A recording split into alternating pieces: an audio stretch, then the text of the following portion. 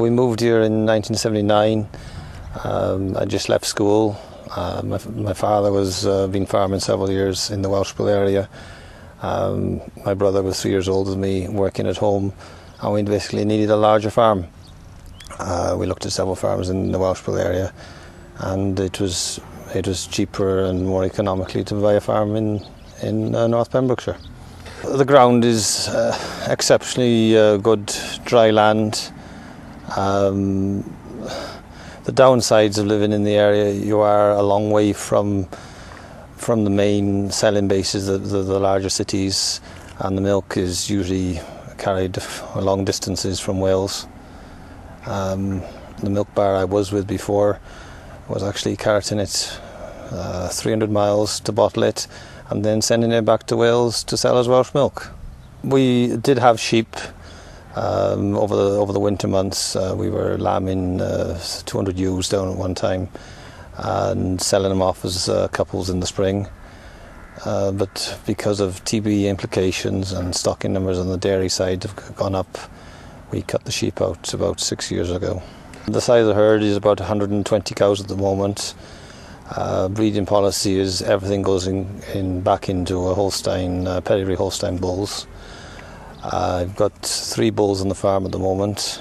Use a small amount of AI as well. The cows are then kept for replacements, and any excess to replacements is sold through the local market in Carmarthen and to sometimes privately to other dairy farmers in the area. Because it's a pedigree herd, I'm trying to push on to eventually a 10,000 cow yield. At the moment it's about 8,500, and it's always moving forward with the times. TB is a major problem. I'm in North Pembrokeshire, and TB is a major problem in the area. Out of the last 16 years, I've been tied up with TB restrictions for 14 of them, and unfortunately we can't see the end of this problem with TB. Because I'm a pedigree herd again, and I want to sell the cows to keep the best for myself and sell from the lower end of the herd all the time. The trouble is with TB, it's unselective. It just takes across. You lose the best cows as well as the poorer cows. Well, I used to just fluke them over the summer months, but now recently I've moved on to a system where when the cows get dried off, they get wormed at the time of drying off, because it's an ideal time. The withdrawal periods fit in with the withdrawal periods of the long-acting tubes they get at drying off, and it seems to work well at the moment.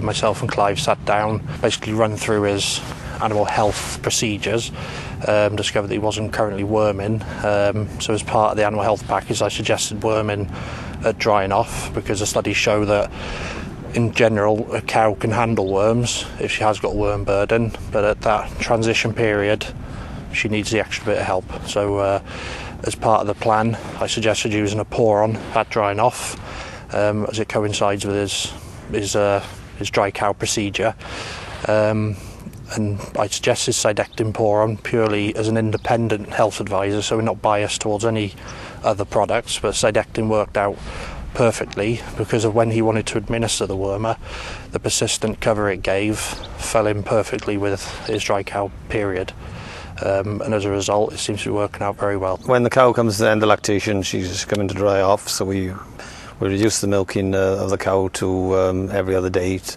to reduce the milk load on her.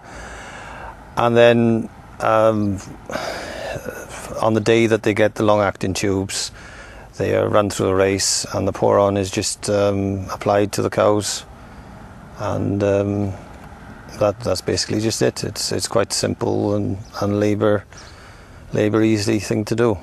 Over the past years, the herd I was running at 7,500 litres yield. This year it should be just over 8,500 litre yield. So again, it's stepping up into the right direction where I want the herd to go.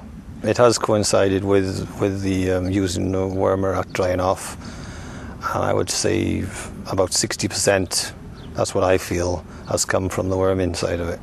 With Clive, we saw a fair increase. I think it was average 2 to 3 litres a day. It does vary. I've done some farms where it's only 1 litre a day, but usually the dry cow period is the best time to worm a cow, because in general she can cope with worms. So the dry cow period is definitely the best time to do it, and you'd see an average around about 1 litre, 2 litres a day. So it's well worth doing. Well, I can see that it's going to stay worming them as they dry off, because the success is there. It's easy to do. You don't have to worry about any withdrawal periods, because you've still got the withdrawal period is covered by the dry period of the cow. A dry cow, at that transition period, the 3-week transition period, she's going to be, fighting for every bit of energy she can. So if she's clean, then she's going to have an increased appetite to help bridge that energy gap. So if she's clear of worms, brilliant.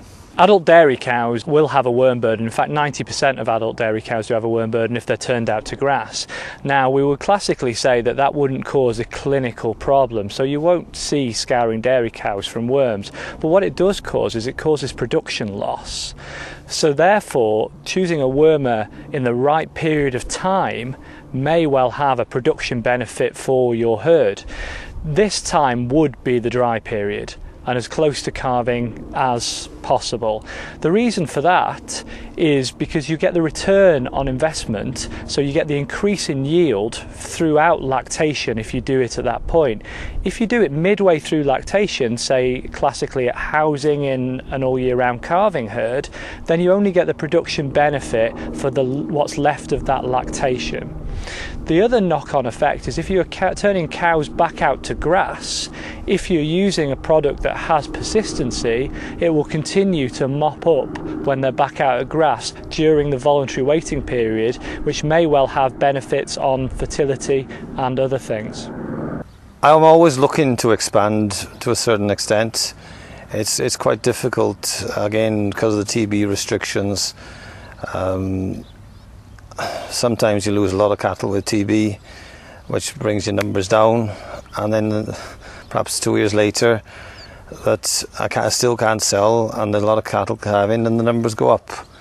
So really I would like to expand, but I would like to expand to my own rate, not tied up into an animal health issue.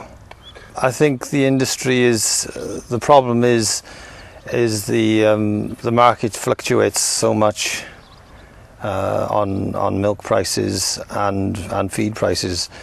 Over the last 12 months, feed prices have gone up and up, where milk prices now are starting to recover. But over the last winter, it's been very, very difficult, because milk price, the feed price, the cost of feeding a cow was as much, if not a little bit more, than what you were getting for the milk. This summer the milk price has risen.